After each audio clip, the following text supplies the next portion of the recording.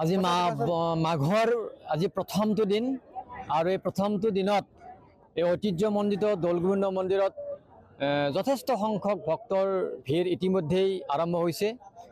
আজি দিনটোৰ ভিতৰত প্ৰায় 25,000 পৰা 30,000 ভক্ত ইয়াত সমাবেত হ'ব আৰু এই ভক্তসকলক সুপৰিকল্পিতভাৱে যি দৰ্শন হোৱাৰ ব্যৱস্থা তাৰ লগে লগে মাহ প্ৰসাদ ভোগ লোৱাৰ যি ব্যৱস্থা সেই ব্যৱস্থা আমি পৰিচালনা সমিতিয়ে বিশেষভাৱে গ্ৰহণ কৰিছোঁ আৰু যিসকল ভক্ত ইয়াত আহিব তেওঁলোকৰ যদি কোনো অসুবিধা নহয় তাৰ প্ৰতিও আমি লক্ষ্য ৰাখিম আৰু এই ক্ষেত্ৰত সকলো ভক্তৰ আমি সহযোগিতা কামনা কৰিছোঁ আৰু আহি থকা সময়বিলাকত সকলোৰে যাতে সুখ আৰু সমৃদ্ধি বৃদ্ধি পায় সকলো যাতে সমিল মিলেৰে আমি থাকিব পাৰোঁ গতিকে সমূহ অসমবাসী ৰাইজলৈ আমি দৌলগোবিন্দ মন্দিৰ পৰিচালনা সমিতিৰ পৰা শুভেচ্ছা জ্ঞাপন কৰিছোঁ তাৰ লগে লগে সকলোৰে শান্তি কামনা কৰি মহাপ্ৰভুৰ শ্ৰীচৰণত প্ৰাৰ্থনা জনাইছোঁ।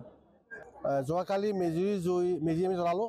আমি আশা ৰাখিছোঁ মেজিৰ জুইৰ উত্তাপে সকলো অসূয়া প্ৰীতি দূৰ কৰিব আৰু অসমীয়া জাতিটোক একতা দোলেৰে বান্ধিব পাৰিব আৰু এই পবিত্ৰ দিন মাঘ মাহৰ প্ৰথম দিনা আমি মন্দিৰলৈ আহিছোঁ আৰু আমি আশা ৰাখিছোঁ আজিৰ এই দিনটোৰ পৰা অসমবাসী সকলোৰে মংগল হ'ব আৰু আমি সকলোৰে মংগল কামনা কৰিছোঁ।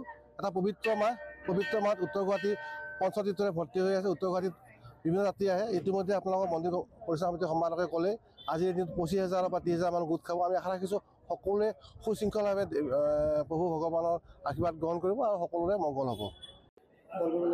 আমাৰ পহিলা মাঘত আমাৰ মোটামুটি ভালেই আমাৰ যাত্ৰীৰ আগমন চলিছে।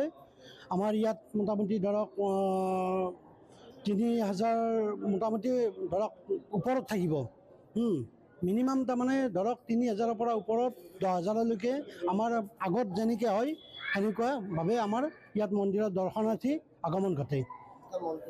আমাৰ মই এটা মন্ত্ৰ পাঠ কৰিছোঁ, ওম নমস্তে বাং মনুত্যং ৰূপায়ংগনিত শক্তা আদিৰ মধ্যাংগং হিনাং নিৰ্গুণাংগন পণে সৰ্বাই সামাৰি ভূতাং ভক্তানাং শ্ৰী মৌৰাং পাহতে জানে মিতাং স্তবময়া ভূমিস্খলে যা পাবনা পানাং ভূমিৰাবিলম্বনাং অভিজাতং বৰ্ধং তমেব স্বয়ং প্ৰভু নমো ব্ৰাহ্মণ্য দেৱা গোপ্ৰাংত্যাস্য জগত্যাস্য শ্ৰীকৃষ্ণ গোবিন্দা নমঃ নমঃ প্ৰভুন সন্তুষ্ট বাহু সন্তুষ্ট হৈ এই সকলো ভক্তবৃন্দ ৰাইজৰ সুমংগল সাধন কৰি সকলো দোষাদিৰ পৰা পৰিত্ৰাণ কৰি সকলো ৰোগ ব্যাধি সকলো দোষাদিৰ পৰা পৰিত্ৰাণ কৰি ৰোগ ব্যাধিৰ পৰা পৰিত্ৰাণ কৰি প্ৰভু ভগৱানে মংগল কৰক।